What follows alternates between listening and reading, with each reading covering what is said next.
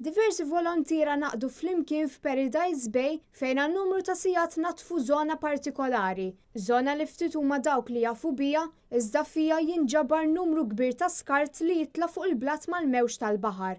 Għal-ħabta tal-10 ta' filgħodu fuq il-post kien hemm madwar 6 persuni, filwaqt li diversi persuni oħra komplew jinaqdu magħhom biex jgħinu fit-tindif. Dawk fuq il-blat tal-bajja sabu ħbula ta' kull das, tappijiet tal-fliexken u saħansitra pari ta' żraben fost skart ieħor. Fil-ħidma tagħhom fl-eqel tax-xemx huma mhux biss ġabru l-iskart iżda wkoll isseparawhom skont il-materjal li sabu. Sal-ħabta ta' nofsinhar kienu diġà bdew jimplew sew 3 boros kbar bl-iskart. Net News iltaqa' ma' Luzen Grek li kienet qiegħda mal-familja tagħha biex inatfu żona mill-bajja. Dan l-iskart kollu li hawn jista' jmur bħal il-frikel, il-fkieren, uħud ieħor u għandna bżonn nibżgħu kemm għall-art u kemm għall-baħar. Il-boros kollha li nġabru ittieħdu minn dingi ta' Clean Malta biex ikomplu jiġu separati skont il-materjali li nġabru. Din l-inizjattiva saret minn volontiera ta' NGO bl-isem ta' Zibel wara li s-sena l-oħra kien inġabar iktar minn tunellata ta' plastiku styrofoam.